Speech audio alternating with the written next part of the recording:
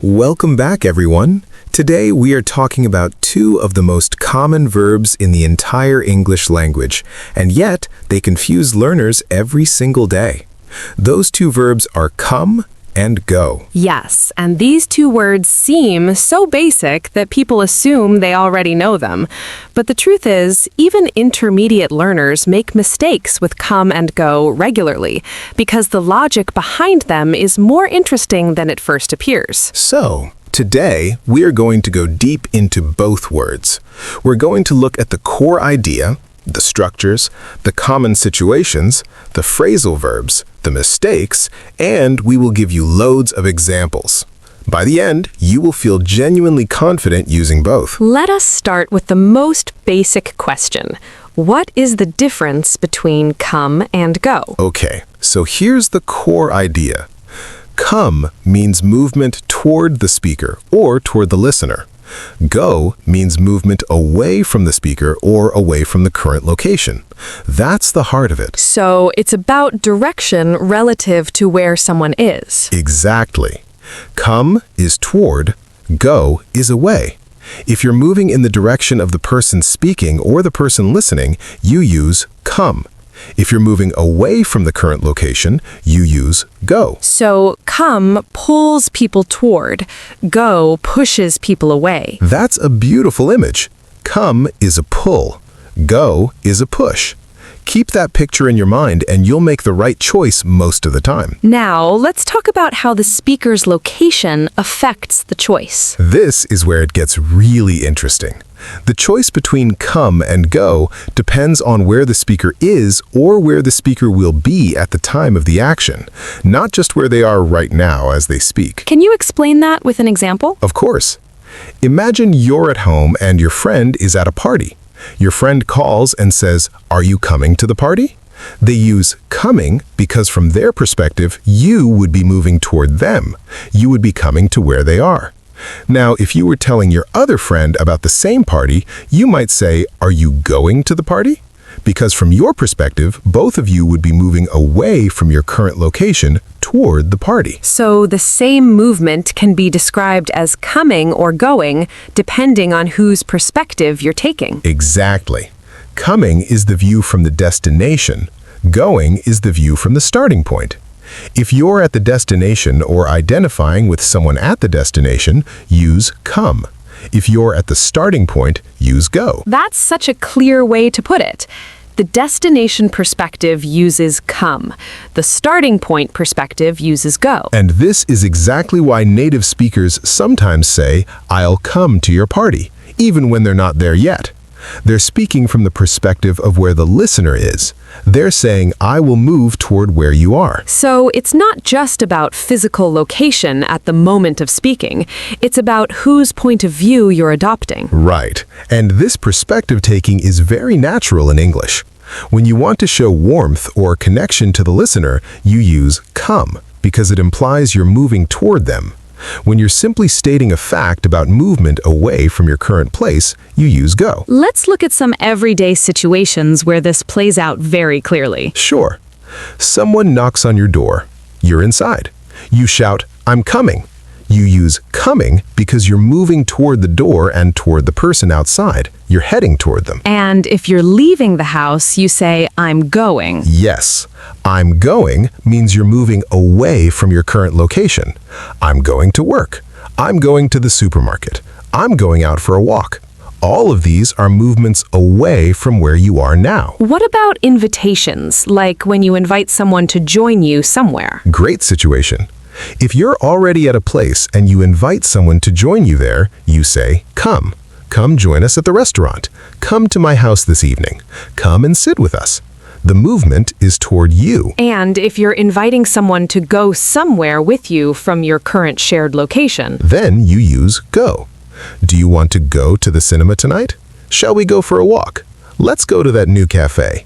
Both of you would be moving away from where you are now together. So come is when the movement is toward the speaker or destination, and go is when the movement is away from the current location. And sometimes you use them together depending on the situation. Yes, you can actually use both in the same conversation naturally. I'm going to the party tonight. Are you coming? First, go describes your own movement away from home. Then, coming asks if the listener will also move toward the party, toward where you will be. That's such a natural pair of sentences. Go to describe your own journey away, and come to invite someone to join you there. And that kind of usage is heard constantly in everyday English, so recognizing both patterns together is really useful. Now, let's talk about the past and future forms because come and go are irregular, and learners need to know them. Yes, come is irregular, present is come, past is came, past participle is come again. I come here every day. I came here yesterday. I have come here many times. Go is also irregular. Present is go, past is went, past participle is gone. I go to the gym every morning. I went to the gym yesterday. I have gone to the gym already. So, come comes back to come in the past participle, but go goes to went in the past and gone in the past participle. Right. And this is a source of mistakes. People sometimes say, I have went there instead of I have gone there, or I came here instead of I came here. The irregular forms must be learned and remembered. Went is the simple past of go. Gone is the past participle. They are never interchangeable. Never. I went to the market yesterday. Simple past, specific time. I have gone to that market many times. Present perfect, life experience. Very different meanings with very different forms. Now, let's talk about come and go in polite requests and offers, because this is very practical for everyday conversation. Yes. When you offer to accompany someone or ask if you can join, come is often used. Can I come with you? Are you coming along? These feel warm and inclusive. The speaker is showing they want to be part of the movement towards something with the other person. And when you suggest an activity that involves leaving together, Let us go. Shall we go? Do you want to go? These are about leaving the current location together. The movement is away from here, and both people are part of it. so come feels more like joining someone, and go feels more like departing together or heading out. Exactly. And both feel completely natural depending on the situation. Come along suggests joining someone's journey. Let us go suggests starting a journey together. Now let us get into phrasal verbs, because both come and go have a very rich family of phrasal verbs that are used constantly in English. Yes, and knowing these phrasal verbs will massively expand your vocabulary and how natural you sound. Let's start with come. What are the most important phrasal verbs with come? Come up means to arise or to be mentioned unexpectedly. An important issue came up in the meeting. Something came up and I cannot make it tonight. Come across means to find something by chance or to give a certain impression. I came across an old photo while cleaning. She comes across as very confident. Come back means to return. When are you coming back? Come from means to be originally from a place. She comes from a small town in the countryside. Come on is very commonly used too. Yes, come on is used to encourage someone or to express impatience. Come on, we're going to be late. Come on, you can do it. Come up with means to think of or produce an idea or solution. She came up with a brilliant plan. He came up with the answer immediately. Come down with means to become ill with something. I think I'm coming down with a cold. Come through means to succeed or to arrive. The test results finally came through. You can count on her. She always comes through. Now phrasal verbs with go. Go on means to continue or to happen. Please go on with what you were saying. What is going on here? Go through means to experience something difficult or to examine carefully. She went through a very tough year. Let me go through the document before we sign it. Go ahead means to proceed or to give permission. Go ahead and start without me. Go off means an alarm sounding or food going bad. The alarm went off at 6. The milk has gone off.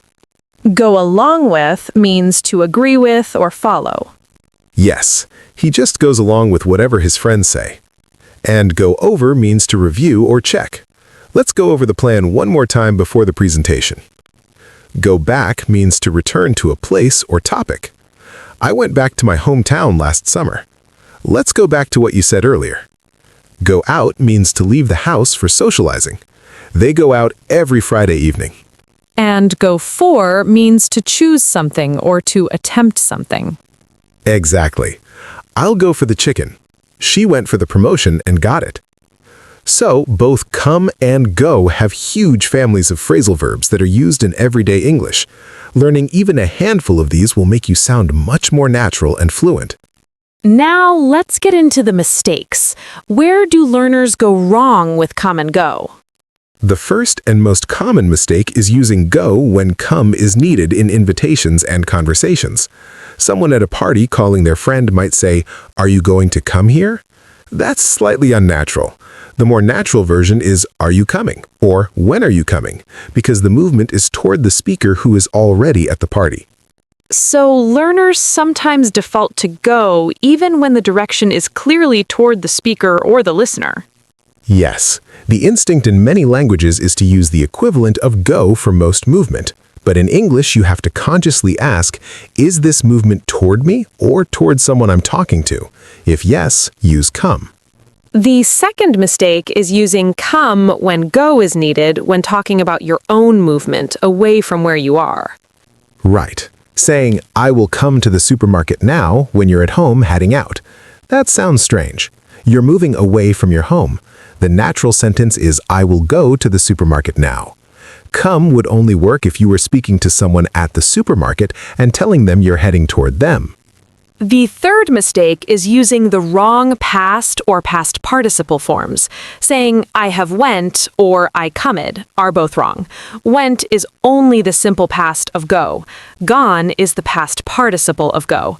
Came is the simple past of come. Come is the past participle of come. These forms must be memorized. They're irregular and there's no shortcut. I went, I have gone, I came, I have come. Say them out loud many times until they feel automatic. The fourth mistake is not adjusting perspective in conversations.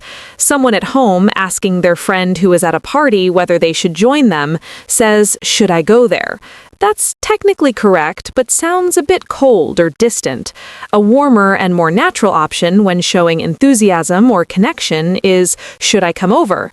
because come shows movement toward the other person. Yes, come over is such a natural and friendly phrase. Come over to my place. I'll come over later. It implies movement toward the other person and feels warm and social. The fifth mistake is mixing up the phrasal verbs. For example, using come up when they mean bring up or raise a topic. While come up can mean a topic arose naturally, if you deliberately introduce a topic, bring up is more accurate.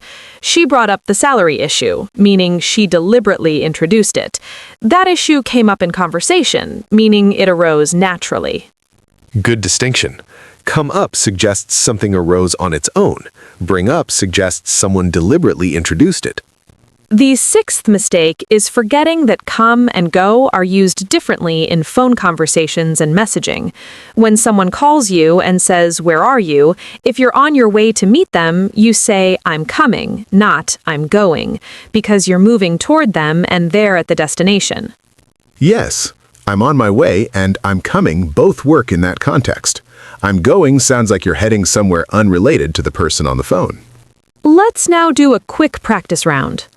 First one. Your friend is already at the cinema. They call you. What do you say? I'm coming. You're moving toward your friend at the cinema. The movement is toward the listener, so you use coming. Second one. You're at home and you tell your family you're heading to the gym. I'm going to the gym. You're moving away from home. The direction is away from your current location, so you use going. Third one. You're at a party and you want your friend to join you there. What do you say? Come to the party, or why don't you come over? The movement would be toward you, so you use come. Fourth one. You want to suggest to your colleague sitting next to you that you both get lunch together now.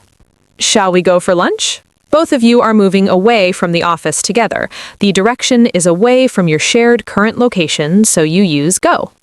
Fifth one. Fill in the blank. Something important, blank, up in the meeting and we couldn't finish on time. The answer is came. Something important came up in the meeting and we couldn't finish on time. Sixth one, she blank across her old diary while tidying her room. The answer is came. She came across her old diary. Came across means to find something by chance. Seventh one, fill in the correct past form. I blanked to this city 10 years ago and I've never left.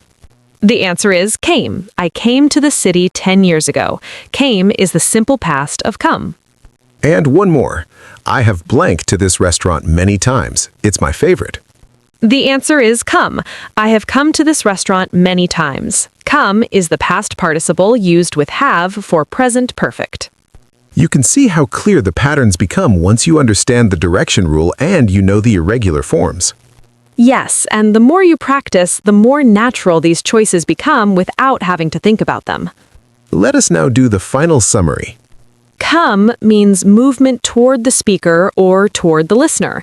It's used when you're moving in the direction of the person you're talking to or toward the destination where that person is. Come here, are you coming? I came to visit you, she has come a long way. Go means movement away from the current location. It's used when you or someone else is moving away from where you are now. I'm going to work. She went to the market.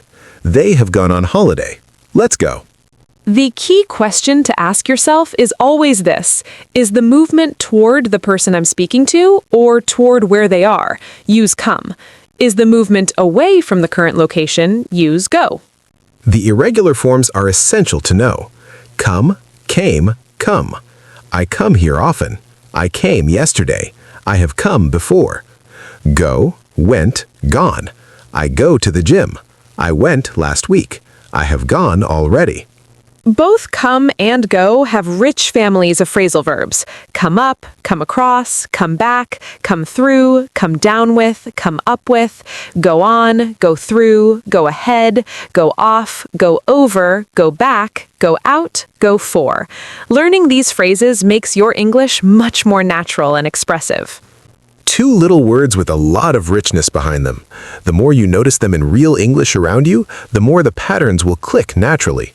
That's all for today. Keep practicing and keep going. We'll see you in the next one.